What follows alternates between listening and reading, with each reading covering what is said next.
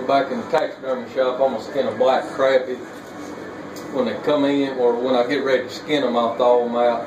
This has got some freezer burn, the tail burn up a little bit, but once I soak it in my alcohol and I'll get it ready to mount, it'll kind of rehydrate it. But crappies, you lose a lot of scales, so usually I'll coat them in salt, let that salt set on a few minutes. It kind of locks up the scale pockets a little bit, and that way you don't lose as many scales.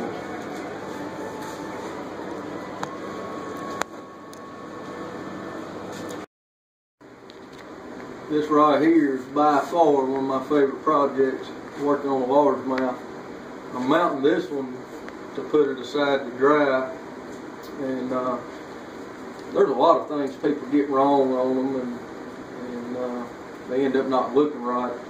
One thing you see head droop in a lot of bass, but it should be just about a straight line across there. So that's one of the main things, keep pushing up on the head and make sure that it's up. And that right there is pretty close to what it should be. And then getting your fins lined up right on the form, it's real easy to end up picking the wrong size form and have a fish fin up on the side of the fish and it not be right.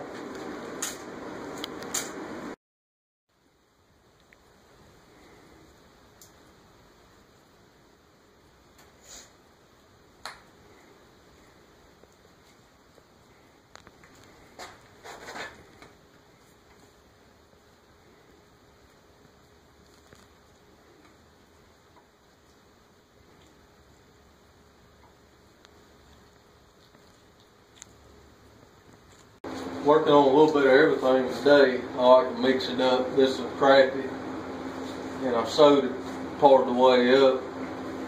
On the smaller fish like this, sometimes I use a form, sometimes I mix up a type of mache, and I can keep packing this in there, get my shape, and I put a wood block in it, and this is kind of how they did it in the old days, and you don't have to use a form.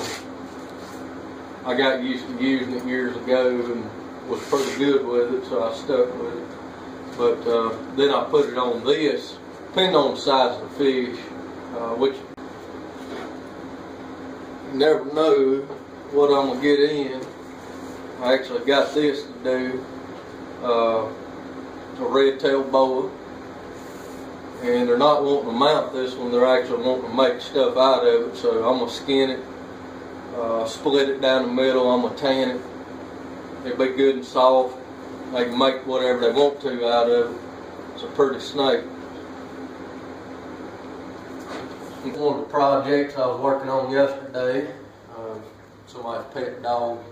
They don't make many dog forms, so if I do want to use a form, I have to do a little bit of searching and try to find one that's halfway close, and I can cut it and alter it a little bit. And this one I had to do that, and I'll keep watch on it for a few days and while it's drying, make sure everything's right. But got a few to do. This is a pretty good sized dog. Got another big one to do.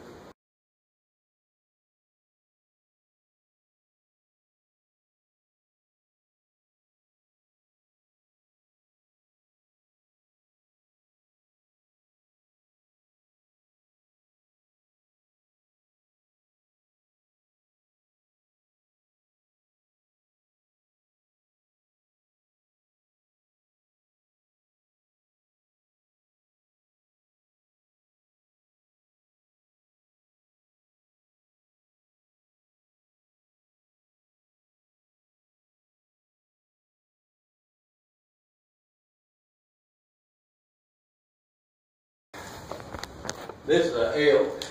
I get a lot of repair stuff. This one was mounted about 50 to 60 years ago, and it fell off the wall. Didn't break the antlers, but it did hit the antlers and put pressure on the face, and ended up tearing the skin. The eye and all the clay on the other side fell out. This side, the eye is still there, but we're going to pop it out, put a new set of eyes in it, and then I'll end up trying to pull this skin back in together. There's no way to sew that because it's so old. It would just tear like toilet paper. So basically what I'm going to do is put more clay in there, new eyes, and I'll take glue and kind of try to piece it back together. Maybe put some carding over it to hold it while it dries, and it'll be good as new. Might have to do a little touch-up painting to blend it a little bit, but